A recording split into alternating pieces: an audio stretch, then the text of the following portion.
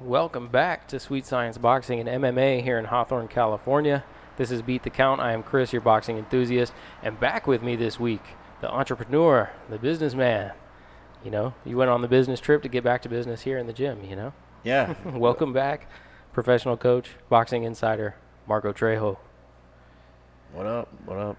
Yeah. Nice to be back. I know. I was in Vegas for a whole week, and Vegas is fun.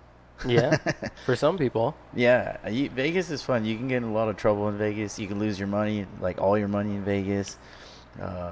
But you know you can do a lot of business in Vegas. I was there for a convention, a licensing expo. So I was meeting with many different companies. Nice. So it was very productive. However, I much prefer to be in the gym training with everybody.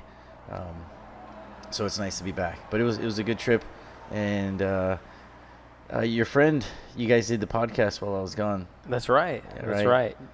Special thanks to the English correspondent to Beat the Count, Jordan Stewart. Yeah, he stopped by and we talked talked some English boxing. Yeah. Yeah, we talked all about the fights that happened last week and everything like that. So it was fun hearing his accent. Yeah, and seeing his red hair. Yeah, I think it. That was cool. You know, there was some championship fights over in England, and then we flew over a guy from England to talk about it. We flew him over. Yeah. That's one way. That's one way to look at it. He paid for it, but we flew him over. That's how big the show's I think he lives here now. Oh, all right. Never mind. He's not a. Although I don't think he's a citizen. I'll check on that. Oh, don't tell anybody. No, but definitely special thanks. But welcome back. Yeah. Does that mean we're gonna get to see some new, cool Sweet Science gear coming out? Oh man, we're gonna some stuff I can't talk about, but we're gonna shock the world. Yeah, with all kinds of goodies. What's the sweetsciencegear.com, right? Yeah, sweetsciencegear.com. We've never plugged the website before for you. Oh. Yeah. So I would say, Thanks. you know, all your boxing gear, right? Yeah. You guys got the headgear, the gloves. Headgear, gloves, hand wraps. We sell other brands. We sell Adidas, Tidal. Pretty much everything that's out there we've been selling, and it's good thanks to like a promotional deal we do with Shane from Fight Tips. That's right. He helps get the word out. So we sell some gloves. You know, it's crazy. There's people in Germany and other parts of the world. I mean, all over the world wearing Sweet Science T-shirts and gloves. So, I mean, for me that's humbling and it's hard to believe, but it's pretty cool. You know, they're wearing our gear, our name in different parts of the world, and hopefully it keeps growing. Yeah, you got a couple pieces on today, even. Yeah, well, I get it for free. Yeah, so. most of your wardrobe at this point. Yeah. Yeah. A shirt for every day, pretty much. Yeah. Hell yeah. Cool. So not a lot happened in the boxing world this weekend in terms of fights. Yeah, only a couple things really that came up. Yeah, not a lot of fights that I saw or was really paying attention. I think there was a few on PBC. I saw some highlights, but yeah, mostly for what I saw was just a lot of chatter and people talking back and forth. Yeah, I think David Lemieux made his return in Quebec. That wasn't televised as far as I tried to check out the highlights, but I was mostly looking at a YouTube video that was videotaped from the seats in the stands. But yeah, so he made his return after a lopsided loss to Billy Joe Saunders. So this is his first match after the Billy Joe Saunders fight, losing of course to the champion in that fight. Returned in Quebec to fight Kareem Achor, I think is Achor. But for the WBC International Middleweight title, not to be confused with the WBC Middleweight Championship, which is the world title. Yeah, around Triple G's waist, and but yeah, this is the international title. The international title, the WBC International title. But isn't the world title also international? I don't make up the belts. Yeah, that's funny. But so yeah, WBC International title, and I think it was David Lemieux won a unanimous decision, so no knockout for Lemieux, but got some of that confidence back. Hopefully off the fight. Congrats to Lemieux. Yep. It's nice to see him win. I like him as a fighter. You know, I think it's unfortunate he's got some pretty good competition in his weight class. You know, he's a great fighter, but he's got some guys that are just a notch above him, and they could do more things, move around better, hit harder. And I think he's a little bit small for that weight class, but I think he's a good fighter to me. Yeah, I mean, I think unfortunately, it's just kind of a stacked division right Yeah, now. exactly. There's more than a few fighters. Like Yeah, you look at exactly. it, you've got Triple G, Canelo, Charlo, Danny Yeah. Jacobs, Billy Joe Saunders. Like, it's like those are all serious competitors. And Absolutely. David Lemieux is just kind of the next level down from that caliber of fighter, unfortunately. Yeah, and I almost he fought Gabriel Rosado, right? I don't recall. I think he Let me did, see. but I'll check BoxRec. But I almost feel like Lemieux is kind of he's right there in that same category where he's good. He can compete with the best, which like Gabe Rosado can compete with the best, but he's just doesn't have enough to beat the best. I'm not taking away anything from those guys because I mean those guys are monsters in the ring, but like you said, that's a stacked division right now.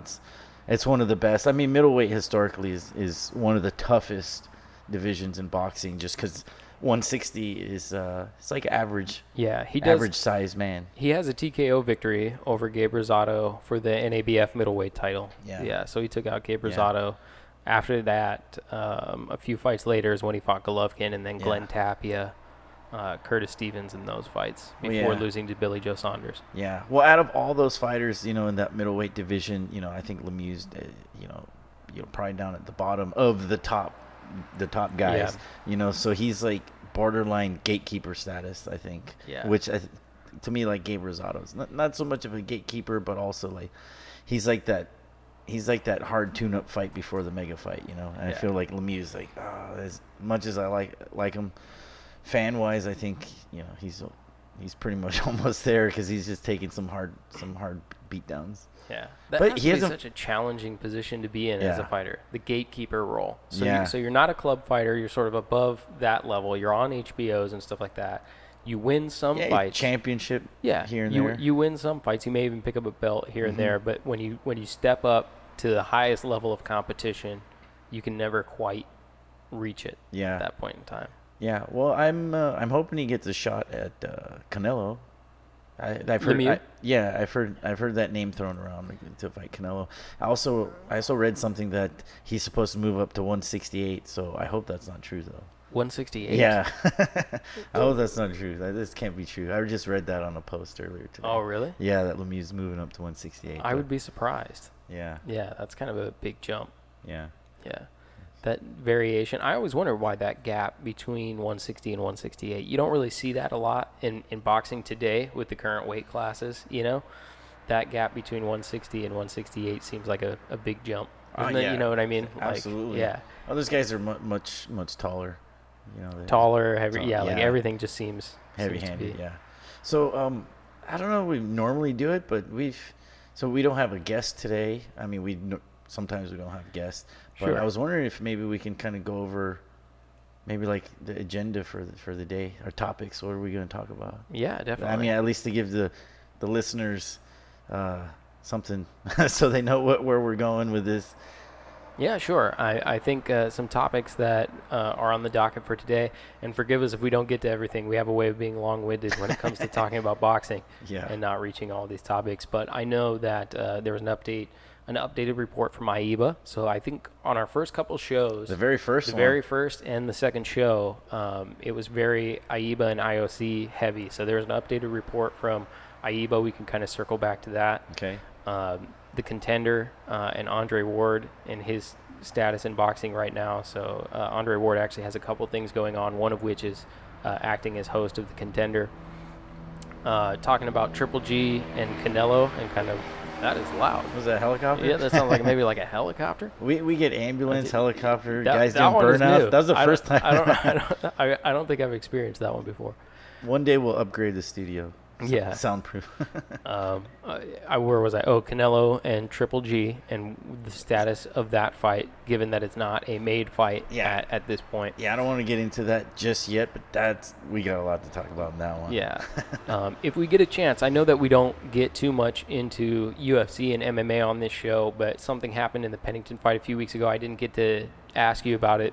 You were in Vegas, but I wanted to talk to you about the corner instruction that she received between round 4 and 5 of that championship fight. Yeah. and also, if we get a chance, Eric Molina and his ban. So Eric Molina, heavyweight, former opponent to Anthony Joshua, testing positive for a banned substance and going in there. All right. Lastly, I think some comments about DAZN, the reaction of Adrian Broner on Twitter to being offered the Eddie Hearn DAZN contract, and Eddie Hearn's position now trying to strategically sort of upend Al Heyman and his status as a promoter and kind of attack PBC and their fighters or trying to pick off fighters for the DAZN deal. Yeah. So I think that's a rundown of some of the things we'd like to get through today. Yeah, that's actually a pretty long list. Yes, it's a pretty long list, so I'm not sure that we'll get through all of it. Sounds good to me. That's good. That's good boxing talk right there. Fight talk. Oh, they said the choppers are circling my neighborhood too. They're looking for you. I know, yeah. That's why I'm hiding out at Sweet Science. He's in here, guy. Yeah, I know. Cool. All right, so you said you had some comments on Triple G and Canelo. Did you want to start off with that? Yeah, I think that was. Let's start off with that. That was the biggest fight we had. When was it? Last year, right? Last year. Yeah, so it was the biggest fight we had last year. Everybody's waiting for it. Controversial decision. However, public opinion says that Triple G won that. Even though it was a draw. Right? Yeah, we agree that we agree. Triple G won that. We've said it many times. Yeah, even though scorecards were a draw, and that was just kind of a farce on the decision, with one of them being so lopsided. And so everybody's clamoring for the rematch. We're waiting however many months for the rematch, and it was supposed to be May 5th, wasn't it? It was supposed to be May 5th, So which is the date that he fought Vanes Martirosyan instead. Yeah. And that didn't happen because everybody knows that Canelo came up dirty. He took his drug test and he came up dirty, and by that you mean he tested positive for a banned substance. He tested positive for clenbuterol. Clenbuterol, yeah. And so that called the fight off, and then he got what was considered somewhat a slap on the wrist, with 6 months suspension. Eric Molina would agree. Yeah, that's going to bring us back to that topic. But exactly. He got a 6 month suspension. Yeah. And I guess right after the Triple G fight, or even before the May 5th fight, Canelo was saying, once I test clean and Triple G gets over with this fight, we're back on. We're going to fight in September. I guess that's why he got his 6 month suspension.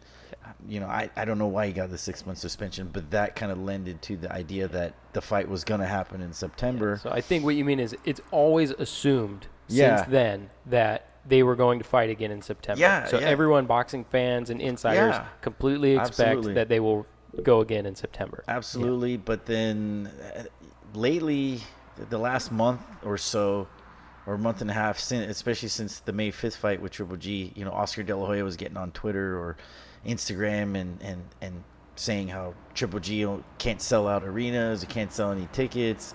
Canelo can do $40 million versus Triple G's $2 million.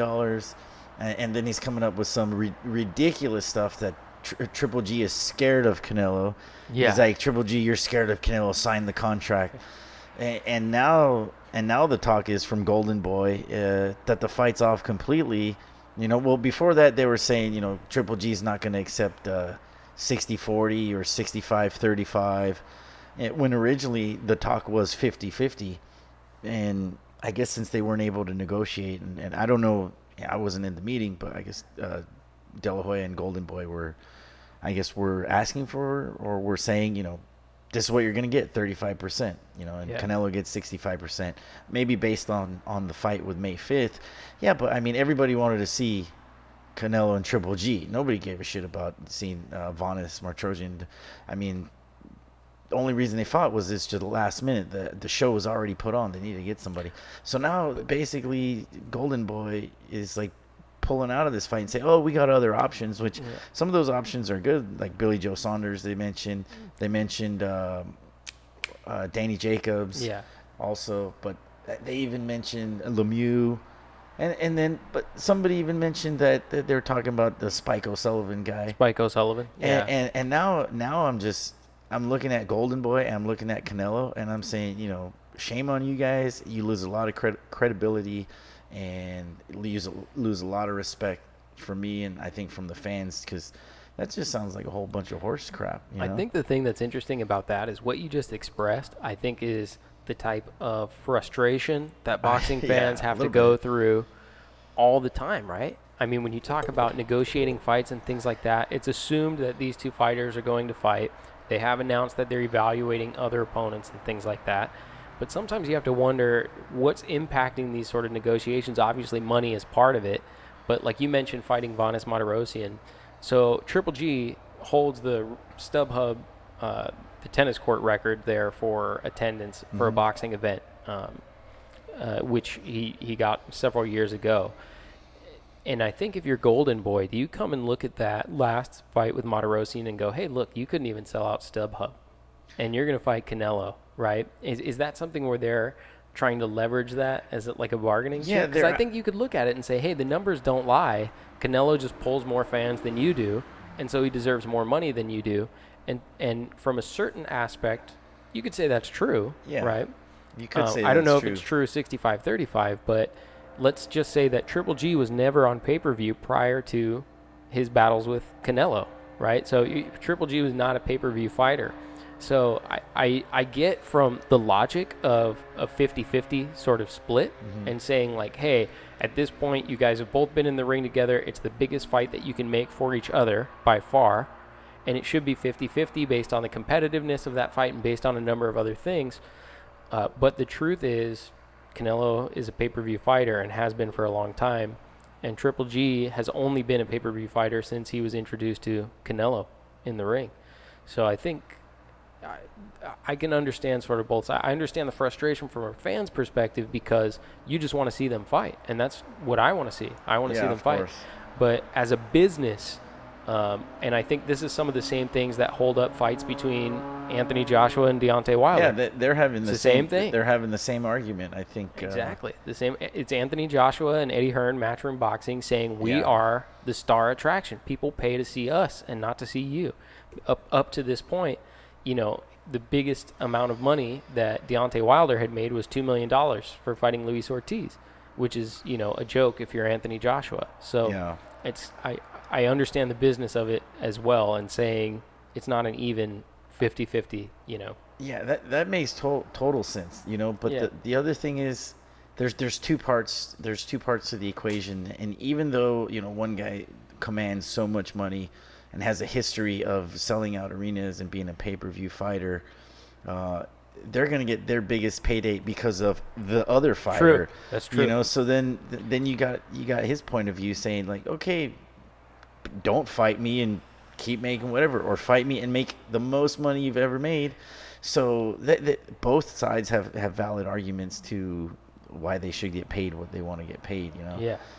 As a fan, it's frustrating. I guess to me it's not a credible bargaining chip or argument that look at what you did with the Vanes fight, because to me that was the Triple G Canelo fight, and then because of a mistake, and this is what makes it different, because of a mistake, a penalty, right? Yeah, for something sure. Something that you did, we couldn't have the fight. Yeah, and it basically took the wind out of the sails, and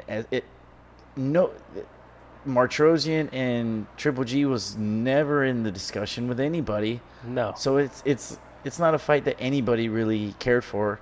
Anybody wanted to see. It lasted 2 rounds. It wasn't competitive. It was a fighter who hadn't been fighting for 2 years. It was just like, there was a leak on the ship, and it was springing water, and they chewed some bubble gum and stuck it on there and said, okay, all right, let's put some bubble gum on with this a few weeks left. Right? Yeah. So for me, for Golden Boy to say, you guys don't pull enough money, Triple G's not a pay-per-view fighter is a total cop-out. And to me, I'll tell it to Golden Boy and Canelo, you guys look scared.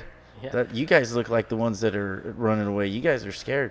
You said you guys were complaining that you won the fight. I think Canelo's mom was complaining that, her son dominated the fight. And of course he did great. And to me, like 5 rounds out of the 12. But I said it before, and I said that I think they were scared of the rematch, that they took it too early. And I think that they came up with the whole clenbuterol thing rather than faking an injury or something else, because they don't want. Oscar De La Hoya doesn't have many options as far as who's his pay-per-view fighter. I'm gonna say it right now. I loved Oscar as a fan, but he's not a very smart guy at being a promoter, because he's got a very thin stable. I think he just Linares was his guy, and so was Jojo Diaz. They both lost. Yeah. So who else does he have? He doesn't have anybody. So I mean, it's obvious that he's protecting Canelo big time, and he's tarnishing him at the end of the day. And I would say that's my opinion. To be clear, I'm not saying that Golden Boy said those things. I'm saying that I understand the business portion of it logically, and I can see someone making the argument that this is what happened. I don't know if that's what Golden Boy is saying or not. I just know that I can imagine that someone's in a room going, "Hey, look, we have a pay-per-view fighter and you don't," and that's the difference. Yeah.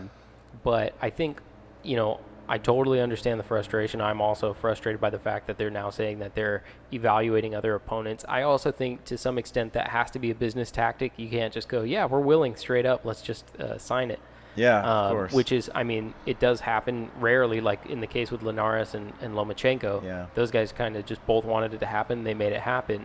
In this case, each fighter, I think, is trying to get, I'll say Golden Boy is trying to maximize their effort. But I also think, and I said this last week, I also think that this is a more dangerous fight for Canelo's legacy than before, because if he loses, particularly if he loses in some spectacular fashion, like by knockout or something like that, everyone is going to assume that you were, taking performance enhancers beyond clenbuterol, regardless of what the hair tests and the other things say. I think that if you lose by knockout at this point, people are going to come back and go, "See, that's what happens when you're not on the juice, right? You get knocked out by Triple G."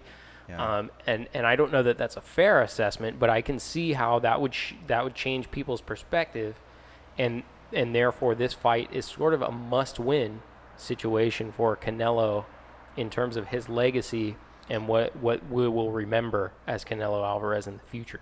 Absolutely, and it just it's if Triple G has to fight somebody else, and we've said it before, it's more rounds for him fighting, more training, and more time.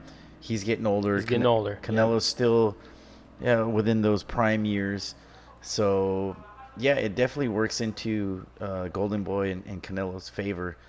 And then also the fight falling out is an opportunity for them to renegotiate the deal.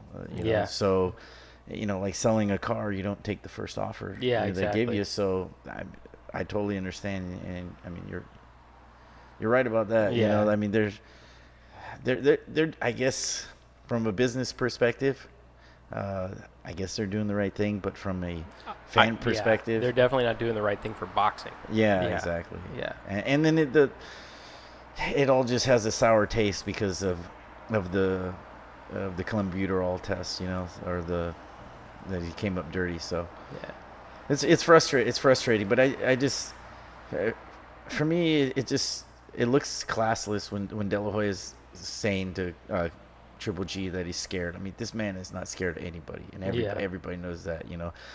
I'm sorry, Oscar, but you wouldn't fight Triple G in your prime. Triple G, I mean, you would. That'd be a good fight. That'd be a dream matchup. But you know what? You wouldn't fight him. So anyways. But so I think you mentioned something I am curious about, though. So you mentioned the scorecard, the one scorecard.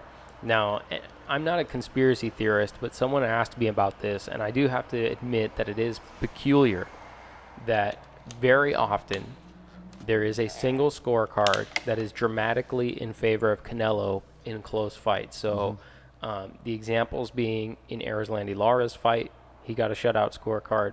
In the Floyd Mayweather fight, he had a beneficial scorecard. And now in this latest fight with Triple G, he has the 118 Is it the same judge every time? No, it's not the same judge every time. But someone sort of was curious about my perspective on corruption in boxing given these three things. And I have to admit, I'm not a conspiracy theorist, but it's weird. It's weird that happens this. Now, bad scorecards happen every day. So, like, I think in boxing... I've seen some robberies. Yeah, exactly. No, for sure. We had one today. Yeah, we've seen plenty, right? We've seen plenty of robberies. Bad scorecards happen every day, but the fact that they've happened in high-profile championship fights with this fighter, in all of the instances of him being a close fight, I don't have an answer for it. Obviously, I'm not there, so I can't comment on it. But I can admit that it's suspect. I think it's strange. It definitely is suspect, but if there's no conspiracy, or if there is a conspiracy, if there's no conspiracy, these judges and these promoters, they're not doing themselves any favors by making the scorecards so wide, like the margin of victory so wide, when it's obvious that it's much closer, so that, if the judge, I think it was like 117, 111 or something like that. I mean, if they had made it closer and still gave it to Canelo, but then I think it was 118, right? Yeah, wasn't it 2 rounds for? Yeah, I don't know if that would have Triple G. I don't know if that would have kept it the draw that it was, but it is odd. It is odd, and boxing has a reputation, business-wise, as being one of the dirtiest sports out there, and for a long time, and maybe to this day, and it's got mob connections, and I don't get my legs broken for saying that. Yeah. What? I don't know what you're talking about. Yeah.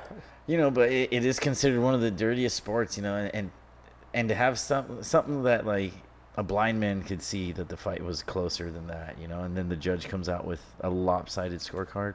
Yeah, it makes you question it. So I don't want to say that there's corruption. I met a lot of the judges and what do you call it, the officials, especially the California State Athletic Commission. All those officials, they seem like fine people. Sure. They seem like fine people. But that they're not in Vegas, though. Vegas, Yeah. That's a whole other story. I like California officials. Vegas, I don't know. There's more money riding on it over there, and they do more big fights. So, and Vegas is a money town, So certainly where Canelo is in question here, or certainly where Canelo comes up, are allegations of corruption, favoritism, and things like that. So favoritism is another thing. I mentioned, as you were sort of going through the laundry list of things that have been plaguing this fight recently, I said Eric Molina would agree that the penalty was a slap on the wrist. The reason I say that is because Eric Molina has just received a 2-year suspension for testing positive for a substance, dexamethasone, I think is how you pronounce it. I don't know exactly what that one is. I'm more familiar with clenbuterol and what its purpose is. He did in fact inject this. He admitted it. It was in a vitamin B12 supplement that he injected, that he buys over the counter.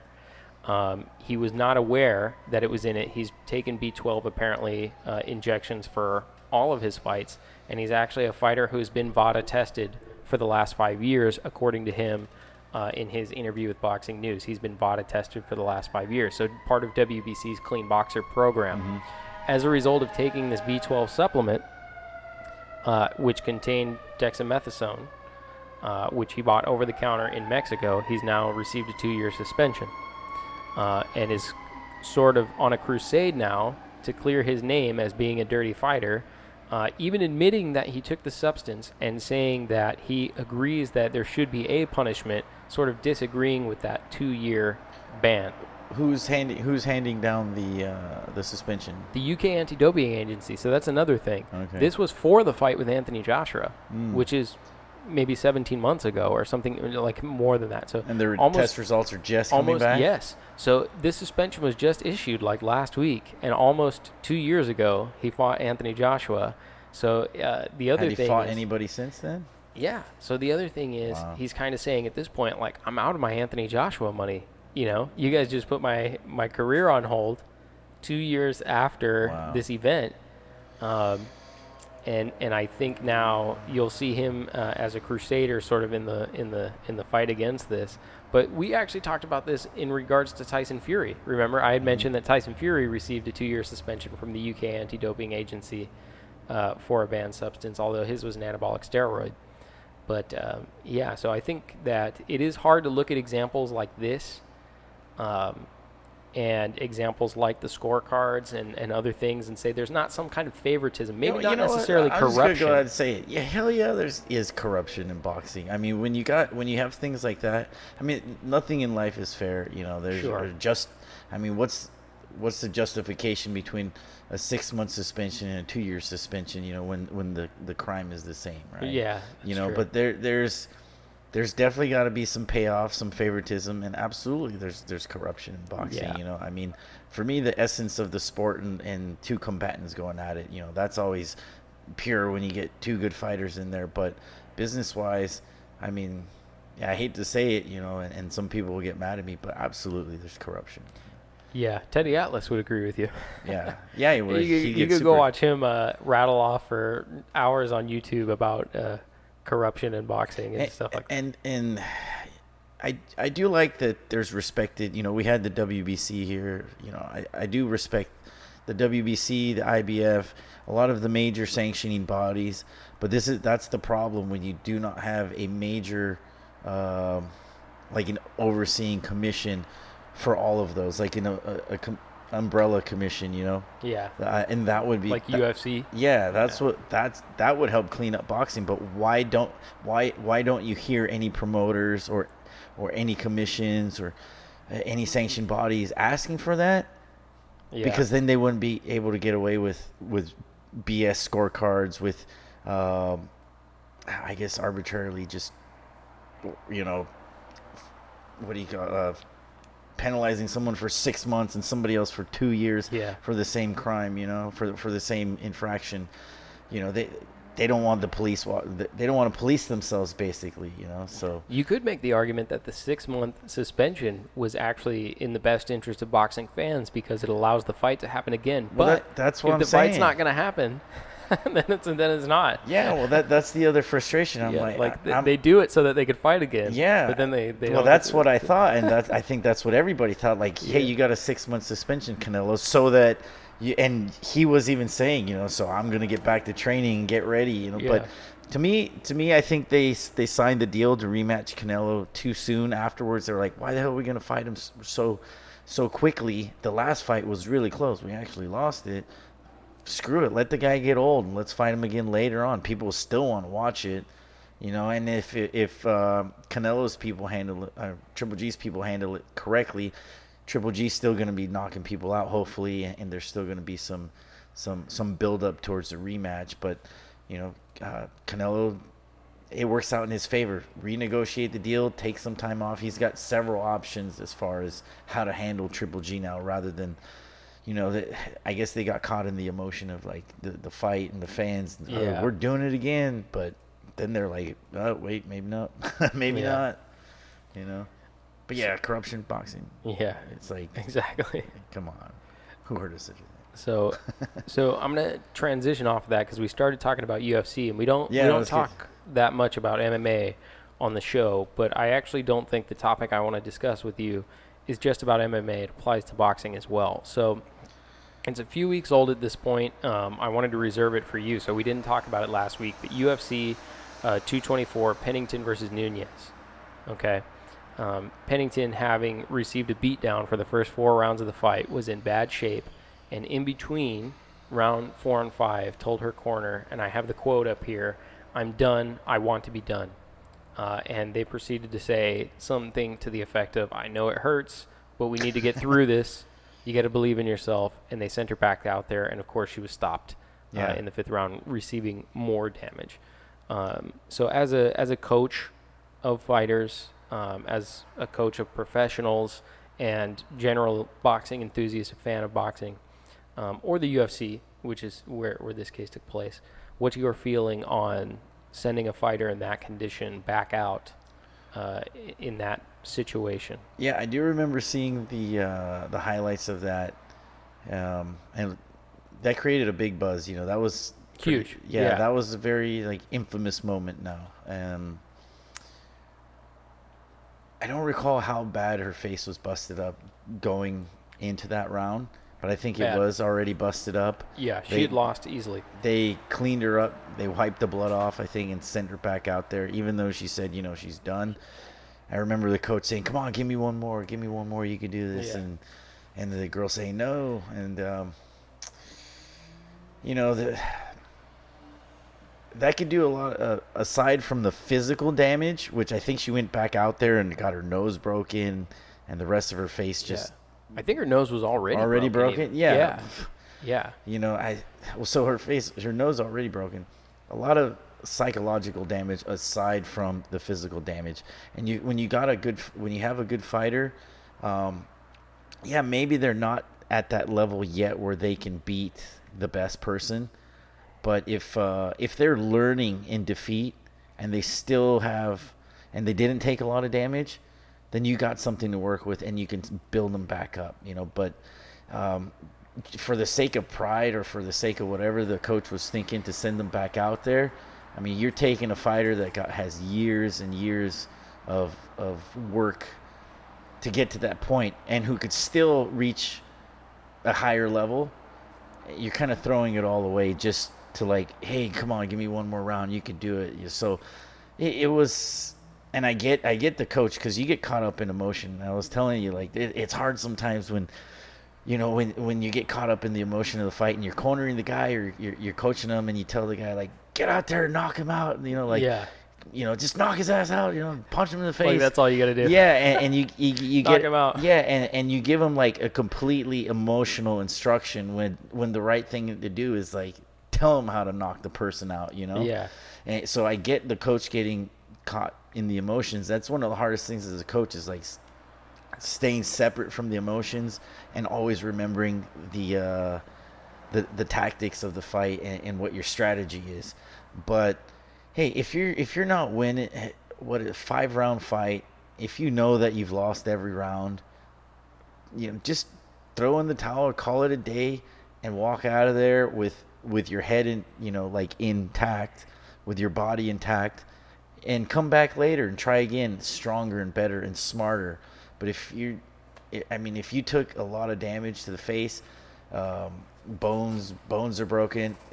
The psychological damage, I think, it's like the fighter at that point says, shit, do I really want to do this anymore? Do I really want to do this again? And then they also question their corner after that. Like, you know, they're going to say, well, this guy's not in here getting the beat down. Yeah. So, yeah, that was big mistake by that corner. I mean, a lot of MMA analysts, all the, you know, like Chael Sonnen and all those guys, you know, they chimed in and they say, I don't want to quote Chael Sonnen, I might be wrong, but a lot of those guys were saying, you know, fire that corner, you know, how dare they do that, you know? So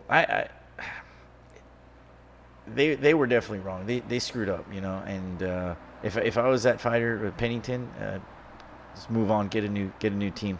Yeah, I mean, I think my position on this has been in the past and now. We've talked about it with Saddam Ali. We talked about it with Lucas Brown. Remember the Dillian White versus Lucas Brown, which was a few weeks. I don't think a fighter should ever have to take more punishment than, you know, the least amount of punishment. Well, no, I think they should take the least amount of punishment that they need to. And there are some times where it is evident that someone is losing, has lost the fight, and that they're not equipped to deliver the one punch or whatever it is that they need to turn things around. So, like, you know, I get to a point in boxing, for instance, where I say, hey, if you're in the 7th round, 8th round, you've lost every round, you're battered, and you haven't shown that you have the type of power to change the fight against this fighter, then call it, right? Because there's no point in going through the extra thing, the extra punishment that you'll have to take. Yeah. And I think you gave an example, and I'm not sure if this was, we talked about Oscar Valdez. And you said that last fight might be one. That last fight might be one that changes sort of his out. That might be the change of his career. Absolutely. Is the punishment that he took from that fight. A lot of people are saying that. Yeah, and I said I'm not sure. Right, like that fight is one where I think he could come out in better shape than he did before, or even more confident than he did before. And only time will tell. But this is one where you look at it and you go, that's probably her moment, right? Yeah. Like she took the beat down of a lifetime, and you look at it and think, this fighter will probably not be the same. And then you look at the scorecards, you look at how she had performed up to that point, what she had demonstrated up to that point, and you say there was no reason for her to take any more punishment than she had. There's no moral victories You know what I mean? Like, Yeah. there's you don't need a moral victory. Moral victories, get out with your health. Yeah. You know what I mean? Like, get out of the sport with your health. That's what you should worry about. That was a crucial, pivotal moment in that fighter's career, in that coach's decision, where they could have salvaged, and you know, there's still an outcome to unfold with her career, but it's not determined. But seriously, this could have impacted. I mean, they could have salvaged the career. I mean, if you're fighting for the championship, that means you're still a top contender. Whether if you lose, I mean, you're still going to be in the top 5. You're still going to be in the mix. There's not that many fighters on that level, so 2 or 3 fights she could be back in there. Exactly. And instead of salvaging what they had, they drove the car off the cliff. Yeah. And that's the same impression that I get. Yeah. And I think it was this stupid concept of moral victories, like we could stay standing for the whole fight. I get it from an ego standpoint. I don't get it from a health standpoint. It's never the healthy thing to do is to say we could stay up for 12 rounds. Like, well, people get caught up in in the lights, camera, action, and they think it. I don't want to speak for the coaches, but it's not a movie. It's not Rocky. It's not Rocky where he's like, I just want to go the distance with the champ. Yeah. That's a movie. That's make believe. These people have real lucrative futures on the line. That's how. Yeah, that's a good point. We didn't even talk about money making. Yeah, and she gonna make money anymore? Who knows? Can she pay her bills now? It's like so. And the coach, he can always coach somebody else. But maybe if anybody wants to work with him. Hey, I mean, if Martirosyan is still going with Ronda Rousey's trainer, then there's hope out there for all coaches, I guess. No, but it's we see so many strange things in the fight world, and that's one of the not so much stranger things, but that's just one of the very notable, I guess, events that happened recently that makes you really question what's going on. Yeah. So it's interesting. It's interesting, and real soon we're gonna have a guest in here who had some. They had significant brain damage, and they've almost fully recovered from the brain damage. So we're gonna be able to talk about what's it worth. That's a tough one, but that coach and that I guess this is the point where the coach and the fighter have to do some introspective analysis and look within and think like. And I think if the coach would have said, yeah, no problem, you did great, we'll get him next time, then the fighter would be like, and now that she just got destroyed, she's gonna be like I said, she's gonna think, do I even want to do this? So and then that coach burned himself too. So dumb, but it happens. Yeah. So I had to reserve that topic. I know it's a couple weeks old, but I really wanted to get your opinion on that because I feel pretty strongly about it. I thought you would too. And I'm not just saying like from my opinion. I've been in that situation where I've told the fighter, get back out there, like, and you get caught up in the motion, and guess what? He gets instead of walking away clean, he gets a black eye. Instead of walking away clean, his nose gets broken. All because you said, come on, you got one more round in you, and he was starting to look a little sloppy in the third or the fourth, but you said, let's go one more. When you could have easily just said, no, we got enough work. Let's work on let's get out of the ring and let's sharpen up on the mistakes that we made.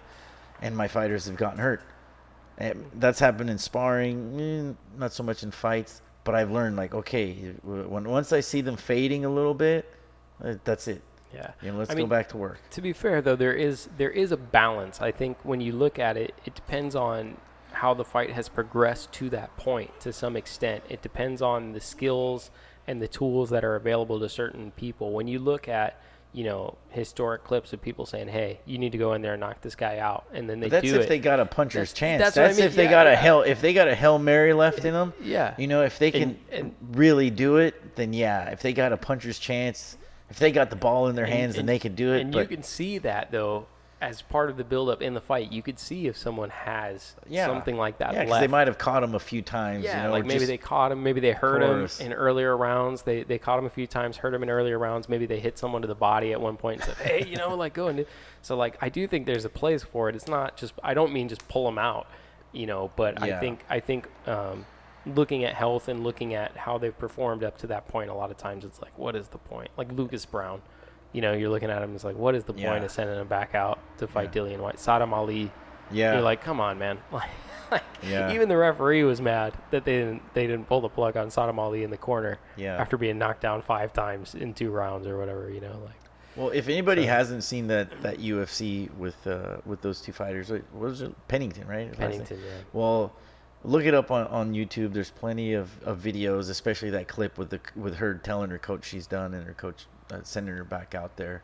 And I mean, it was brutal. The beatdown that she got in that round, I mean, it was brutal. It was brutal. She was bleeding all over the place. It was brutal. So just, you know, I mean, you know, what do they say? It's hindsight is 20/20. Yeah, I hope so for them. For their sake, I hope hindsight is 20/20. Yeah. Anyways, so good topic. See, yeah, that's right. I think we were like 2 or 3 topics into it, and 40 minutes into the show. So this is why. I'll just keep knocking them down. Yeah, keep knocking them down. So it's a great show. That's why. No, yeah, it's true. That's true. We get get into the boxing talk. Yeah, we got opinions. Yeah. So quickly, let's change the subject to DAZN. So last week. Okay.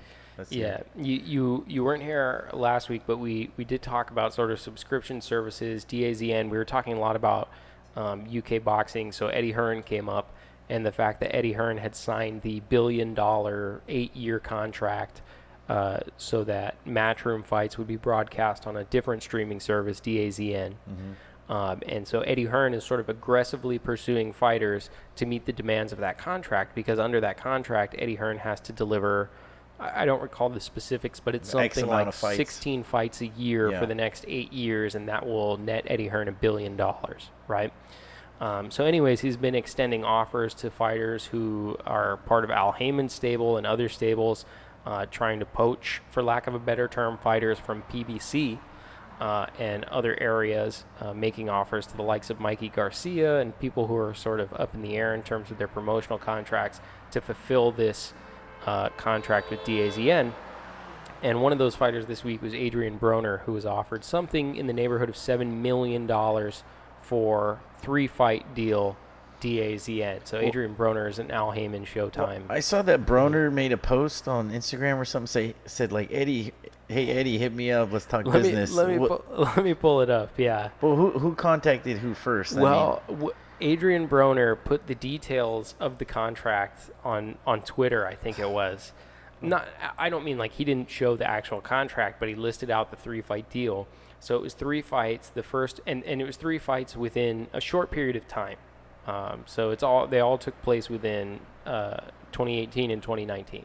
So 3 fights within those 2 years, and they were $2 million for fight number 1. 2.25 million for fight number 2 and 2.5 million for fight number 3. So almost $7 million for Adrian Broner. So he posted that, and then he responded by saying, this is Eddie Hearn saying he awaits feedback, and then, or something like that. Or perhaps Eddie Hearn posted that initial point, but Adrian Broner came back and said that he was offered a better deal by Rock Nation and put a bunch of middle finger emojis to Eddie Hearn. And essentially said hashtag a slave deal, slave labor kind of thing. Sure, I'd love to take that slave deal for $7 million. Yeah. So I mean, I'm assuming, and I don't know, that the Rock Nation deal he referred to is probably several years old at this point, and I can't imagine. Seems like 5 years old. I think, right? It's been a while. I can't imagine that he's got a lot of $7 million deals being floated out there at this point. Broner's got to have no deals being floated to him, and if he does have any deals, they've got to be very like bottom of the barrel, scraping the barrel type deals, you know, where he's also a gatekeeper type fighter, where, you know, he's going to go. He sort of is in the gatekeeper role at this point. Exactly. And I think, you know, with Adrian Broner in his career and his decisions, business-wise, going back from Rock Nation to this, the only thing that Adrian Broner is proven to be able to do, or is proven competent at, is blowing things. Yeah. That's the only All thing his biggest moments. All his biggest moments, his biggest fights, his best promotional deals, opportunities to maybe make amends, not make amends with the fans, but to kind of foster growth with the fans. Everything Adrian Broner does or touches is just shit, and he's a toxic person. You know what? I mean, I don't mind seeing him in fighting and boxing. He's a good boxer, but he's a complete ass. And for him to say that's a slave deal, okay, maybe it wasn't the money that you wanted, but you don't have any options. I don't see that he has any options. Rematching Jesse Vargas basically on Showtime is where it's at, and even that was a disputed. And then as far as rematches go, obviously from Canelo, from we see Triple G and Canelo, you can just walk away. Yeah. The other end, Jesse Vargas could say, "Whoops, why should I even fight you? I'm just gonna walk away." Yeah. Popular opinion, the fans say I beat you, so what do you bring to the table? And Adrian Broners is, I think it's great for Eddie Hearn. Congratulations to him on $1 billion deal and more boxing for the fans. Unfortunately, it's just another app that we got to download it might be expensive too. It's got to be. He's got to make that money, right? Well, DAZN has said I don't think they offer streaming in the United States yet. They offer it in the UK, and it's somewhere in the vicinity of like £15 or £20 or something like that. And you look at it, and they basically said more or less that they're going to follow their same pricing model in the United States, which would make it like by far the most expensive subscription service it's more than HBO or Showtime or ESPN Plus combined. Like, but you know what? He charge like $30 or $20. That's crazy. He's banking on, like you said, he's aggressively going after PBC and Al Heyman fighters, which there are a lot of. And he's probably banking on putting some big shows together. Yeah, I think also that Al Heyman has sort of a reputation in the industry for overpaying fighters, and Eddie Hearn, because the $1 billion deal, has the ability to pay fighters a lot to sort of vacate or come over to the DAZN, the Matchroom Boxing side. But when you think of overpaid, what that means, to put that in perspective, a manager generally makes or can make up to 30% of the fighter's purse, win or lose. And Al Heyman, I think his contract was posted online because all the legal stuff that he went through not too long ago with BBC and with Golden Boy, and he takes a 15% clip on his fighters' purses. So for that reason, they say Al Heyman overpays his fighters, but so the fighters, Eddie Hearn is in a place to challenge for sure. Yeah, and the other thing, going back to Broner, is okay. Maybe you got to think of it like this: where are you at in your career, and you're getting offered that's substantial money. I mean, because you look at like Wilder's making $2 million, Triple G's making $2 million a fight. Yeah. And Broner's getting offered, that's substantial money. What if you win those 3 fights? That's true. And you beat some big name guys, and now you can command like real money. The kid talks too much and he can't back it up. Broner, you talk too much, shut your mouth or back it up, basically. But I mean, that's an opportunity, blown opportunity.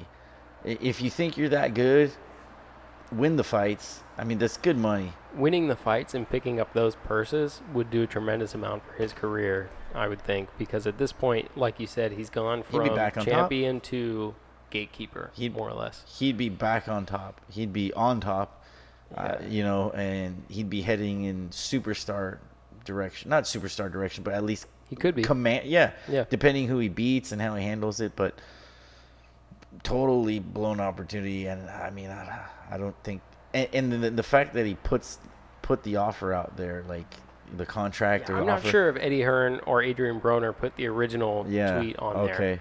But I know it was Broner who came back and said, "This is what I was offered by Eddie Hearn," and then did all that. Yeah, if anything, Broner's good for a laugh. Did I ever tell you I met Adrian Broner? Did you? Yeah, I did. Was he a nice guy? He was cool enough. Yeah. Yeah, I met him in the bathroom at MGM Grand. Oh, that was weird, no? It was pretty weird. Was he all? When you put it like that. Was he like all blinged out and stuff? Yeah. Yeah. Yeah, for sure. Pops, his dad was there. Back Was he then, brushing his hair? He always used to do the pops, brush my hair. Yeah. But so his dad was there, and he was there, and a bunch of people he was with at MGM Grand. Yeah. Mm-hmm. Yeah. Well, no, it's just like I said. At this point, only thing Broner's good for is making you scratch your head. But now Eddie Hearn is shit. He's a major player. Yeah. In boxing. He's pretty prominent at this point. Yeah. I'm not sure. Like Eddie Hearn, Matchroom has been around for a while, obviously, but in terms of Eddie Hearn and how prominent a figure he is in boxing, it kind of crept up on me a little bit. Like he went from being part of Matchroom Boxing to now being, or maybe being prominent in the UK to now being prominent internationally. And I don't know if that's because of Anthony Joshua or like what it is. Well, I think he handles Bellew too, right? He handles a ton of people, but yeah he handles Tony Bellew. And so a couple things, we actually talked about Tony Bellew a little bit. He's flying on Andre Ward's radar. So Andre Ward potentially could come out of retirement, challenge Tony Bellew at cruiserweight or at heavyweight, undetermined. Although they kind of both sides, Andre Ward in particular says he's open to it, but hasn't heard anything from Eddie Hearn, hasn't received a call from Eddie Hearn. He's also wrapping up some stuff. One of the other things we said we talk about was the Contender. Well, Andre Ward's actually hosting the Contender this season, and then wrapping up filming on Creed 2, where he was in the movie Creed 1. So he's wrapping up filming on Creed 2, wrapping up the Contender, but after that could conceivably challenge Tony Bellew in one of the upper weight classes. Well, I think that Ward versus Bellew, that would be a really good fight as far as I think fan interest, because Bellew's he's a good talker. True. He backs it up. He's kind of got a little bit of that X factor. I hate to use that cliche. But, the X factor. Yeah, but he's got a little bit of that, especially the way he just like dismantled like David Haye, and then a couple other. I mean, he's got power and he can box. He totally looks unassuming as a fighter. He's not like really ripped or he's not built. No, but he certainly doesn't look like he belongs at heavyweight. Yeah, but the boy can fight, and I think, that's the reason I think that would be a good fight with Ward, because Bellew's not really a true heavyweight. He's not. And then I think it'd be smart for Ward to fight Bellew in whatever weight class. Maybe what do we say? At either cruiserweight or heavyweight. Okay, at cruiserweight. So cruiserweight is one weight above Andre Ward ever went. So. Yeah, so then that way he doesn't lose all his speed, because you got to lose some of your speed when you gain that much weight. I'm sure. Yeah, I'm sure so you do. So I think that'll give it a pretty, if not an even playing field, maybe keep advantages for Ward, because he's such a good boxer. He's a good counter puncher. He's got speed and timing. But Bellew's not slow. He throws good punches. He throws good hooks. That's a good fight. I'd like to see that. And Bellew's a perfect opponent, I think, for Ward. I think it's one of those fights. To me, I look at that fight and say Tony Bellew does not outbox Andre Ward. So one of two things happens: it goes the distance and Andre Ward wins, or Tony Bellew lands something significant that ends the fight. But I don't put it out of the realm of possibility just because you've seen Andre Ward get chin checked at 175 by Kovalev, right? Yeah. So you know that he's been dropped in the first round even by Kovalev. And that was coming off of a kind of layoff and stuff like that too. Absolutely. So coming off the layoff Good that point. Andre Ward is on, sure, he could totally be chin checked by Tony Bellew. Yeah. But I also think he is a superior boxer to Tony Bellew, and if it has to go course. the distance, he'll take it down. Of course. Is sort of the way that I would break down the fight. Well, that's where the art of matchmaking is, like, can level things, like, you can expect both guys could take it away. It makes it interesting. Yeah, you give up your speed, you might be faster, but you're smaller versus somebody that's bigger and hits harder, and then you kind of meet in the middle. So Definitely. that's a good fight, and I think if Bellew stays active, maybe 1 or 2 fights before Ward, strategic fights or good, fights that he's supposed to win, but also keep him sharp, and allow him to work on some new things in preparation for Ward. Yeah. Then that would be interesting fight, because I do think that's Ward's biggest problem is that he takes a lot of time off. Yeah, and he's only getting older right now. Something I think was interesting is that Andre Ward had listed 2 venues sort of on his bucket list. Well, one wasn't a venue. One was Madison Square Garden. He never got a chance to box in Madison Square Garden. And he also said in the UK. So he never got to fight in the UK. So I think an opportunity for Andre Ward to fight at a higher weight class in the UK against a fighter like Tony Bellew, who has a name and could draw a crowd there, is actually a really good opportunity for both fighters. But he did mention Anthony Joshua too, didn't he? He did, yeah. Well, I mean, referring to Andre Ward. Yeah. Andre Ward has mentioned in the past in interviews, and I vaguely remember him saying something to the effect is that when he watches heavyweights fight, so when he watches Deontay Wilder and Anthony Joshua, who are the champions of that division, he sees things that make him believe he could win in a fight. He could outbox those guys for sure. So he kind of made the comment that I noticed things about these fighters that actually make me believe I could win.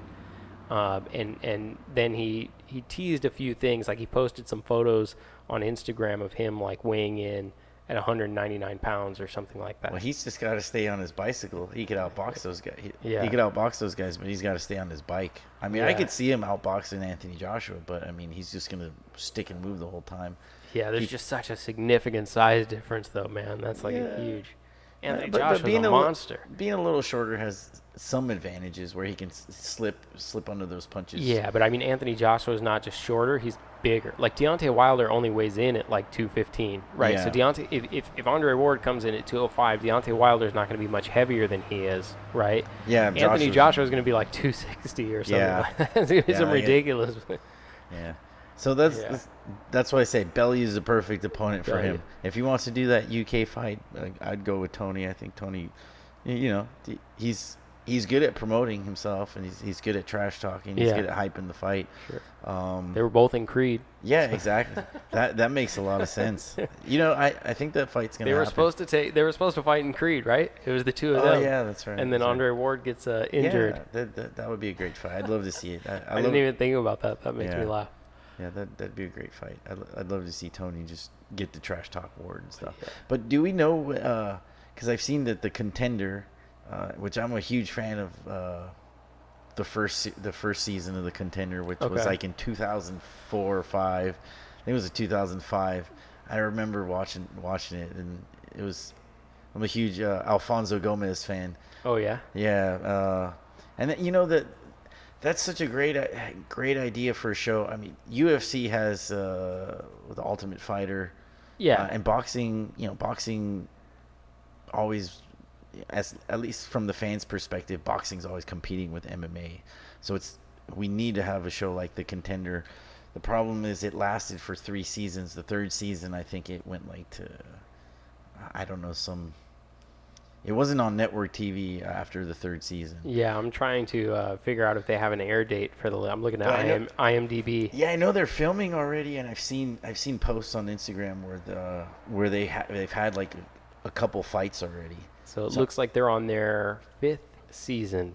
Oh wow! So this is their 5th. This new season will be their 5th season. That's exciting. It would bring some new names, some unknown names to the boxing fan, the boxing public. Yeah. And Alfonso Gomez, he got 2nd place in the first season Contender. He got to fight Cotto, Canelo, and Arturo Gatti. He made some money. Also Sergio Mora, Latin Snake. Yeah, Sergio Mora we mentioned the other week as being on the Contender. Yeah, I think he won the first season. He got quite a few fights. Yeah, and then he just fought like Alfredo Angulo recently too. Exactly. He's come up a few times in the last couple episodes. Yeah, so I think it's a good show for the promoters because it gives them somebody, whoever wins that comes out with a fan base and some recognition, and it makes the job easier for the promoter. Yeah. So that's pretty cool. I'm excited to see when the hell it's on air. Yeah, I can't find it. I was looking at IMDb. They only have the 5 seasons list, but I know that he is wrapping up filming as the host of the Contender for this season. So That's awesome. I actually don't mind listening to Andre Ward when he fills in, like on the HBO broadcast and stuff when Roy Jones is unavailable. I actually think he's an interesting cat to listen to do the color commentary and stuff like that. Still Paulie, I think is the one of the people who I enjoy listening to the most when in terms of talking about the fights in color. But Andre Ward is up there. Yeah, I haven't heard Ward too much, maybe 1 or 2 times on there, and I don't recall really. He's pretty good. Yeah. He's pretty good. I think, I know. That means he's great. That's funny. I thought it was interesting, for instance, if you want to see something interesting, do you remember when Chris Algieri fought Ruslan Provodnikov? Yeah. So I think Andre Ward was on, was it that fight? It was either that or maybe Bradley Provodnikov, but it's one of those things where Andre Ward has a sort of a disagreement with the panel in terms of who won that fight. So my opinion is Chris Algieri won that fight. It was pretty much a boxing clinic after that initial onslaught from Ruslan Provodnikov or whatever. And Andre Ward kind of sees it the same way. And the other commentators like Jim Lampley and those guys have it a little bit different. It's really interesting to listen to Andre Ward's perspective, but he kind of says at the end, my opinion is he just put on an absolute clinic, that and that was that's how I felt too. That's where Algieri fought with one eye closed, right? Yeah, like he was totally he survived a total onslaught from initially, and then kind of came back and did that. So and Lampley and some of the other guys were thinking like had it a closer fight. Oh, okay. Yeah, they had it a closer fight, and they thought that it would be a disputed decision, and Andre Ward was of the opinion that it was a pretty one-sided affair for most of the fight. Yeah, well, I think he can he can appreciate the way Algieri sort of the craft. fights. Yeah, exactly. And I think that's why it's cool to listen to guys like him and Paulie Malignaggi, because they have such an appreciation for like the craft of boxing, and they're well-spoken dudes too. So I like Paulie. I think he found a perfect job. Yeah, because he talks fast, he talks a lot, and then he's very he's a world-class fighter. So he mentions a lot of things about the fight and the technical aspect of it that you wouldn't think otherwise if he didn't say it. I think so. That's what I like about him. Like he tells you like, well, this is why he's doing the jab, or this is why he's doing this, or he's looking, he's really trying to set this up. So I like that. I mean, one of my favorite things of listening to Teddy Atlas when he was on ESPN is kind of the breakdown of what the fighter's doing. Because you learn. When he used to do the ringside, because he's still on ESPN, he just does the post-fight stuff. Yeah, because if you, and that's one of the things, I did like Emmanuel Stewart, but he would definitely give some pointers too on what the fighters are doing. But, if you got like Lampley or even Max Kellerman, and they've been witness to hundreds of fights. They need to be balanced. Yeah, exactly. With practical experience, I think. And that's what sort of those guys bring, is that practical experience. Yeah. And Bradley's doing ESPN himself now. Bradley's doing ESPN as the color commentator, and Teddy Atlas does like the post-fight stuff on ESPN. He's not at the table anymore. Yeah, so there's... I don't know if that's historically having a former fighter is like a color analyst or something, but you see it a lot. Good. Even in other sports, like in basketball, they have former players who do sort of color commentary and things like that. I think Paulie does a great job, but Andre Ward, I mean, it's always good to hear. Yeah. Did you see Showtime did a documentary on Mauro Ranallo? On who? Their lead announcer. Oh. Mauro Ranallo. You know who I'm talking about? The bipolar rock and roller? No? He's the guy who calls all the Showtime fights. What's his name? It's him and Paulie Malignaggi. They're I think, is he the bald guy with the glasses?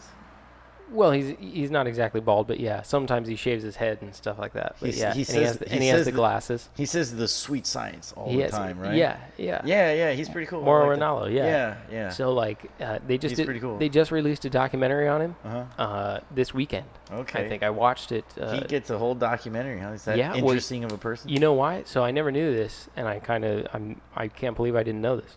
That bipolar rock and roller thing, it's not just a nickname. That's not what they call him. He's like totally bipolar, and has been hospitalized on no less than 8 times in his life, and the longest time was for a period of more than 3 months. Wow.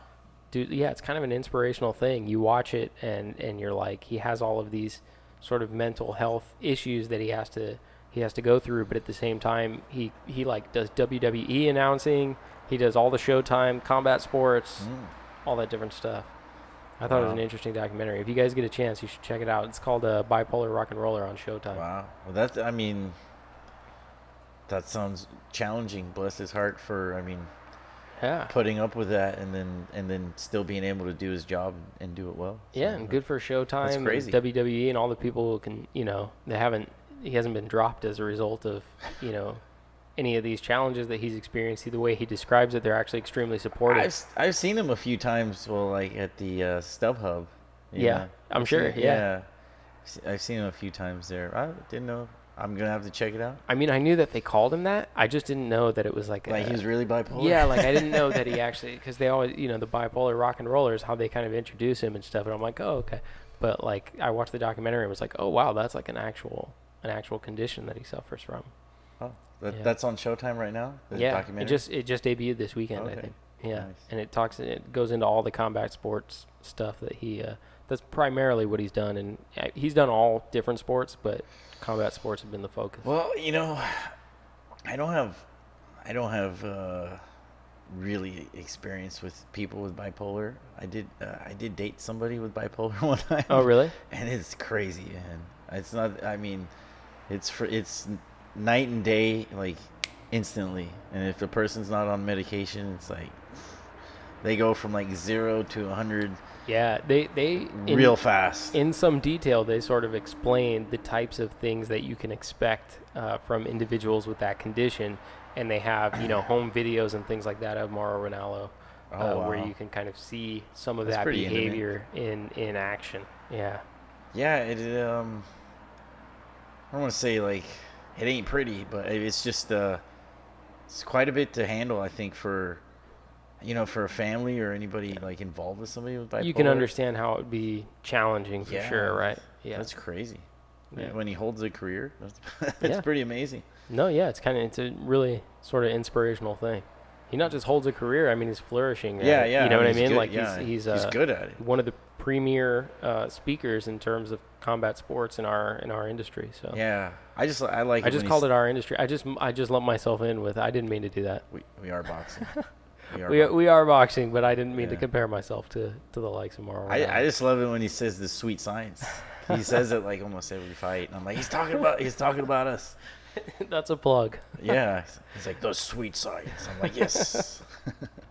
Very animated dude. Yeah. Yeah, that's cool. Sure. Hell yeah. What's next on the agenda? Well, we're about out. Wow. We're about out of time. Do you want to run through anything else? There's a lot of other topics we could cover. I'm happy to say and talk about them. What else did we say we were going to talk about? A couple things I can give quick updates on. They don't really require that in-depth of an analysis or discussion. I mentioned AIBA at the top. So our first couple shows, there was a focus on AIBA, the Olympics, and their battle with the Olympic Committee. Yeah, what's happening there? Are we still going to have boxing in the Olympics 2020? Undetermined. So at this point, AIBA has resubmitted the report. I mentioned in the previous shows when we talked about it, the idea was AIBA submitted a report. The IOC was unsatisfied with that report, which is basically around the investigation into corruption in the Rio 2016 Olympic boxing games. I just called boxing a game. I didn't mean that. I don't like that when people call boxing a game. It's not a game. It's not a game. Life. Yeah, but we don't play boxing. Yeah, you don't play boxing. Is there a sign that says that in here somewhere? Yeah, Grandpa's Boxing Gym. That's their motto. Oh, really? We don't you don't play boxing. I agree. Anyways, so they had initially submitted a report based on their investigation.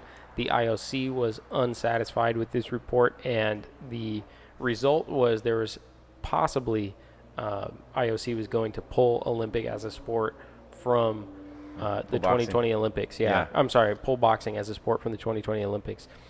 So now AIBA has submitted a new report and made a statement to the effect that they think it should address some of those concerns and that they're committed to making changes. And those are comments from their director.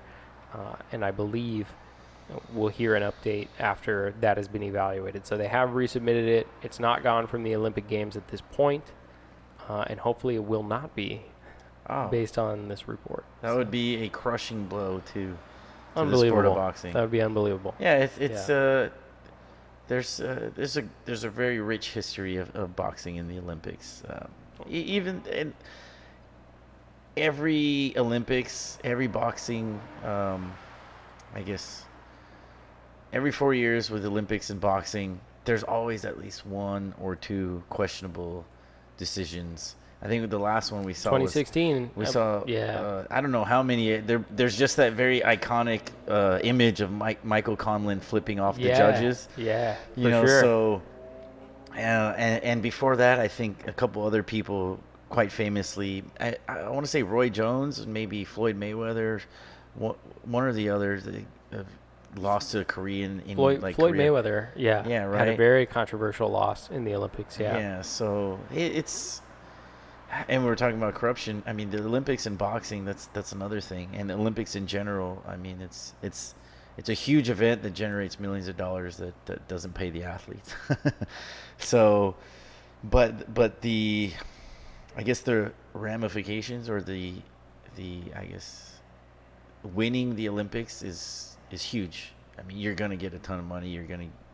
If you turn professional in your sport, you're going to get signed. So, but yeah, the Olympics and boxing, that's where we see our future stars. Yeah. So I hope the IOC and AIBA, Amateur International Boxing Association. Correct. Yeah. I hope they come to terms and figure it out. But I just find it, ironic and a little bit troubling though that AIBA has to report on themselves as far as corruption. Yeah, that's true. You know, so. You know, as long as they're, as long as they're honest with their report, considering that some changes. That every judge and official from the 2016 Olympic Games was suspended following the Olympic Games. All of them, there were like 36 individuals who were suspended, and it was every judge and official. Yeah, doing your own internal investigation does seem a little bit out there. Yeah. Yeah. On the world stage. Yeah, and then if they're suspended, that doesn't mean that they're banned from being judges again, right? That just means they're suspended. True. It's pending the outcome of this investigation, basically. So it could be determined that certain judges are reinstated and others are not, or whatever the case is. Yeah. So. Yeah. Well, AIBA's an interesting, character, but entity in boxing where, they've got the World Series of Boxing. They control international amateur boxing, and then they have the kind of the foothold on Olympic boxing. So, I don't know. We'll see what happens. Let's keep our fingers crossed. Yep. Because definitely we want to send Joey to the Olympics. So. Yeah. Send a lot of people to the Olympics. Yeah, exactly. Yeah. We got some. Man, there's some good fighters out there. Yeah. Especially from SoCal. We want to see them in 2020 games. Exactly. Especially in the following, right? Because after that, it's L.A., right? 2024 is Paris, 2028. 2028. That's right. You're right. 2028 is LA. Yeah. So by then. Yeah. I got a 10-year-old right now. He's going to be good. Yeah. Yeah. He won his first fight. So we'll see. Perfect. A couple other things. The WBA World Super Flyweight title was on the line on Saturday on ESPN Plus, I believe. It was their first top rank event. So they have, I think, 11 top-rank events that they're going to do this year. It's a separate subscription service, like we were talking about DAZN. So the next big one is going to be Crawford, I think, and Horn will be on ESPN+. So Khalid Yafai and David Carmona fought for the WBA World Super Flyweight title. It actually is, if you get a chance to look it up on YouTube. A good little action fight. Goes about half the fight, with Khalid winning by a stoppage, technical stoppage in the corner. But there are multiple knockdowns. I think Carmona went down 2 times, and Khalid was in trouble once in the first round. So interesting fight, and you're gonna have to subscribe to ESPN Plus. This is the gist of it.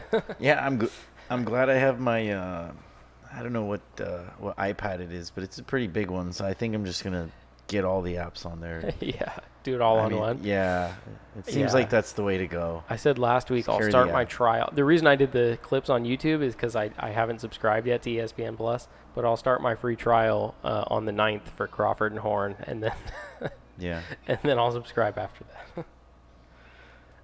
But yeah, so WBA World Super Flyweight title on the line. Aside from that, boxer Jack Johnson. We didn't talk about that. That's awesome. That's right. That's right. Jack Johnson was posthumously, I should say, pardoned by President Trump, according to the Washington Post.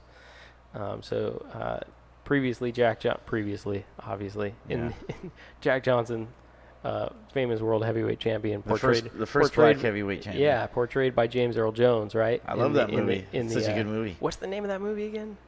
Do you remember? I don't know, but I It is a good movie, though. Yeah. It's a young James Earl Jones. Yeah. Portraying Jack Johnson. It's not called like The Champ or something, is it? I don't know. I don't remember. But yeah, so of course the first black American heavyweight champion in the early 1900s. Let me pull it up here. Who did he beat for the title? Jim Jeffries? Probably. It's one of them old names that I'm like, Jim Jeffries. In 1913, it says he had violated the Jim Crow era law, which made it illegal to transport white women across state lines for the purposes of prostitution or debauchery. So he was transporting. Well, he was married supposedly in the movie. It was his girlfriend, or I think it was his girlfriend, and they drove across state lines, and so they had to get him. He was arrested. And he since has been posthumously pardoned by the president this week. Yeah, I think that's great. It was there's a very nice picture with the Great White Hope. That's what it's called. It's in the article. The Great White Hope. Okay. Starring James Earl Jones. So like you got Trump in the Oval Office. The WBC belt was right on his desk, which was great to see. And then you have Lennox Lewis was there. Oh really? Yeah. I didn't see all that. Wilder was there. Sylvester Stallone. I saw the picture of Stallone in the White House. I think the great granddaughter or granddaughter of Jack Johnson was there, and then Mauricio Suleiman, right? Mauricio is the president of the WBC. Yeah, WBC. Yeah. He was there. I just give kudos to President Trump, and not that I'm like a Trump supporter or against them. I have no opinion either way. Don't nobody get mad.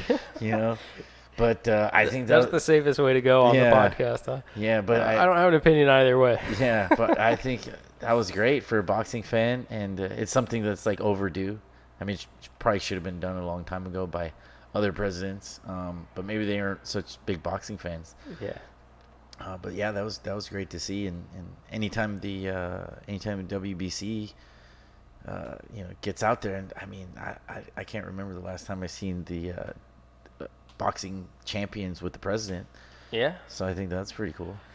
Yeah. So that was the other thing. I wanted to make sure to bring that up. Someone shared that article with me. Actually, Shenandoah shared that article with me. So thank you. I appreciate it. Yeah, and if you haven't seen that movie, with The Great White Hope. The Great White Hope. With James Earl Jones, who also was the voice of Darth Vader. I think that movie's like maybe the early 70s. Yeah, it's pretty. He's extremly young in that movie. Watch it. It's a good movie. Yeah. Not to be confused with The Great White Hype starring Damon Wayans. Yeah. No, don't watch that one. Yeah, which has like no cultural significance. Yeah, exactly. But just make sure when you type it in, you get it right. Yeah. Yeah, exactly. That might come up. But he fights Irish Mickey Conlon or something. or Conklin or something. Conklin, Irish Mickey Conklin. Yeah, but so stupid. Yeah. That guy I've seen it more than once. That guy's a huge boxing fan, though. The guy who played Conklin. Oh, I'm sure. Yeah. He's I've seen it many times. I say it's stupid, but I watch the movie. Yeah, so, of course. But he's huge into boxing. I think he he directed some recent boxing Well, movie, and then he he's a spends a lot of director. money. Yeah. I think he promotes certain boxers too, and I think he's actually a director more than an actor. yeah, Yeah. Like he just happened to be in that. yeah. He parlayed the Great White Hype into. He just turned that into like a directing job, like after. Like, let's see, the Great White Hype. That's Pulling up funny. the photos here. I'm sure I can get the cast list. Here we go. Jeff Goldblum, Samuel L. Jackson, Peter Berg. Yeah, Peter Berg. Peter Berg plays Terry Conklin. Yeah, Terry Conklin. Irish yeah. Terry Conklin. Yeah. He knocked out the champ with that overhand right, like like in the amateurs or something. In the amateurs, yeah. They bring him up from the amateurs. The promoter, Samuel Jackson, played a promoter who was, I forget what his name was. It was like Sultan or something. I don't remember. Yeah. Anyways, we were talking about Jack Johnson. Yeah. I think Johnson. a great figure in American That devolved history. really. Yeah, that devolved really quickly. Great figure in American history. First black American heavyweight champion. So definitely do some research on him if the youngsters or just anybody into boxing wants a history lesson. Quite an interesting character, interesting life that he led. Yeah. You know. For some reason, the lineage for me, I only go in terms of who beat who. I can go back to around Primo Carnera and up, and then which is like really old. I couldn't even tell you the year. You know, there's a movie about Primo Carnera. There's a movie about Primo Carnera? Yeah, No. it's a really good movie. How he's a huge, monstrous guy. He was really buff. Like Primo Carnera was really buff guy, right? And I think he lost his title to Max Baer. Max Baer. Yeah. But that was everybody he had fought before that was a setup fight to get him to Max Baer. Oh, really? Yeah, and this movie's about that. How his promoters. What a trip. Yeah, it's a really, really old movie. But here's the funny part about Primo Carnera. Like, I don't know if that's really his name, but in Spanish it translates to fresh meat. Oh, I didn't know that. Yeah. That's funny. Yeah, but it's a really good Yeah. movie. And basically Primo Carnera is like, he's debating with his manager. He's like, take the fight. He's like, I'm ready to fight Max Baer. He's like, no, let's get some more other fights first. He's like, I've been knocking everybody out. How are you not gonna let me fight the champ? He's like, I need this fight. He's like, this is for the world title. And then the manager's like, Primo, they were all, I hate to say it, they were all bums. We set them up. They were all for you to, they were all setup fights. And Primo Carnera's like, beside himself, that's not true. I can beat him. Yeah, he gets demolished by Max Baer. And then he takes the fight and he goes, and sure enough he gets beat to hell. And Max Baer was not bigger than Primo Carnera. No, Primo Carnera is much taller and huge. way bigger than Max Baer.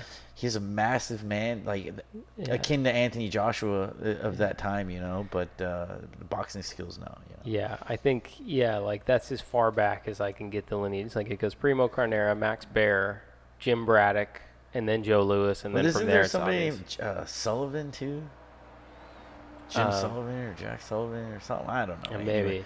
But anyways, we gave you guys two movies to look for, right? Three movies: The Great White Hope, Great White Hype, and then the one about Primo Carnera. And then Jim Braddock has a movie. Obviously, Cinderella. Joe Louis has a movie.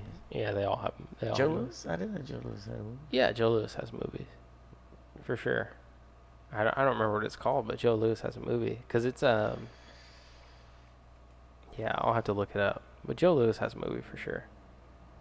Man, Rocky Marciano has a movie. We could talk about this old school boxing all day long because the great thing about Joe Louis, and there's a casting, bronze casting of his fist in downtown Detroit. When I lived there, yeah. So when I lived there, I drive through like downtown Detroit, and there's they have the Joe Louis Arena there, which I think the Detroit Red Wings play hockey, and there's a huge cast. I mean, it's like 10-foot by 10-foot casting of his fist, right? Like smack in the center of Detroit. And what was his nickname was the Brown Bomber. Yeah, so that's the Brown Bomber. So Wilder's nickname is the Bronze Bomber. Yeah. But that comes from that's got his, I guess, heritage from the Brown Bomber, Joe Louis. And the big thing with him was that he fought this guy named Max Schmeling like in 1938, I think. Yeah. It was right when the Nazi Party was becoming very dominant in Germany, and then there was this whole, Aryan race versus everybody else. And sure enough, Joe Louis, I guess he kind of underestimated Max Yeah, Schmeling. he lost. Yeah, he lost. Yeah. So it was a huge thing, that this guy from Germany who was like supported by Hitler won, and then a few years later, there's a movie about all that. there has to be. There is a movie about all that. Of course. For sure. Yeah, and then They rematched. Yeah, and then they rematch, and it was, think about it, the world was at war. Yeah. And I don't know if the world was at war at the time. It had to have been. No, or maybe it was after World War II, but Max Schmeling, or maybe it had, maybe 1942 they rematched or something. But think about it, it's like the world is on the verge of war, and you've got this German guy from Nazi Germany, and then you got Joe Louis, a Black American, representing America at the time when Black Americans weren't, I guess, didn't have equal treatment. Yeah. But it was the fight of the century. Yeah. It was huge, and they said that Joe Louis smashed him. Yeah, but Yeah, everybody, like literally. and Yeah. this was before TV really, and everybody was at home listening to the radio. So Joe Louis hit Max Schmeling so hard that he broke his back. Oh, really? Yeah. A couple vertebrae got dislocated or something. He smashed him. He absolutely smashed him in that rematch. Yeah. Well, there's a quick history lesson taking all of our time, everybody's time. I love boxing. Yeah. I love the history of boxing. Yeah. I know all the heavyweight champions get movies, man. I just noticed as we were talking about it now, it's like, man, everybody's got a movie. Because then, Rocky Marciano's got the movie. Ali's got the movie. Tyson's going to get one soon. Supposedly Jamie Foxx was playing him, right? Jamie Foxx. I know he played him pretty good in Living Color or something, but we'll Academy see. Award winning Jamie Foxx. Yeah. Could do worse, for sure. Yeah, Mike Tyson's also an interesting character. So. Yeah. But yeah, man. Everybody in boxing is an interesting character. You know what I'm saying? Yeah. All right. You want to wrap it up? Oh, since we're talking about movies, Cobra Kai is back. Cobra Kai. We wanted to talk. I have watched the whole thing. Yeah. Yeah. Well, I watched the whole thing in like 2 days. Yeah. Yeah. So I like nostalgic stuff, man. Well, not so much Cobra Kai is back, but I guess the Karate Kid was a big movie when we were youngsters. Yeah, man. I guess the first one was like 84, 85, 86, somewhere around there. And there was 3 Karate Kids in the 80s to like 92. There were 4, but we won't talk about that. Yeah. Jaden Smith, right, did the... I'm not even talking about that one. Okay. They did the one with Hilary Swank. Yeah. Yeah. Yeah, that was like another one. I can't remember. But anyways, so Cobra Kai, which was like the enemy of Miyagi and Daniel-san. Cobra Kai on YouTube Red. YouTube Red. Yeah. I got this subscription just to watch it. So did I. And I binge watched it. I got home after the gym like around 9:30, and I just remembered, oh yeah, is Cobra Kai on? Let me watch the first episode. I watched the first episode, then the second episode, and then I had to get the YouTube Red subscription. Yeah. By then I was like, oh, I'm getting the subscription, and then it was about 3:30 in the morning by the time I went to sleep. I watched the whole thing in 2 days. Yeah, I woke up the next day, Yeah. and the first thing I did was watch the rest of the episodes. If you haven't seen it, check it out. What's great about it is it pays homage to what the movie and the characters were in the 80s, and that was a very huge, like, culturally iconic pop culture movie. Yeah. And then it's got I guess some relevance to now and with the newer generation. And you know what I think is cool about it is it's martial arts. Yeah. And MMA is huge, and this Cobra Kai is like, the bad boy in the show, and it's very cool. Yeah, I will say that. So watch it. Yeah, I'll try and give my spoiler-free review, but the thing that I think is most interesting about it is they put a twist or change perspective a little bit on the original series. Yes. And who you consider the bad people and the good people in the original series a little bit. So I think that's a fun way to look at it, and a good comedic touch is to say, we're going to look at the original film from a different perspective and show you who the bad guys and the good guys are. So. Well, and not to give too much away, but It's hard, right? You go back and forth from like, who is the bad guy? Yeah, who's the bad guy? Yeah, right? You're like, I don't like this person. I do like this person. I don't like this person, and it's a very I'm surprised at how emotional I get watching that show. It is a comedy. Yeah, considering it's very much a comedy, but they did it's executed extremely well. It's already been greenlit for a second season. Yeah. Ends on a damn right better be. Yeah, spoiler alert, I won't give too much away, but it ends on a cliffhanger, and I can't wait to see it. Yeah. I can't wait to see it. Well, you know, that's my shout out to Cobra Kai and the producers, directors, and actors in that show. Great job. That's a pretty good shout out. I don't know if I can beat that. Yeah, great job on that but show. I'll double it. How about that? All right. I'll knock on it. Yeah, excellent. Cool. All right. Well, that's it for Beat the Count this week. We'll be back next Sunday.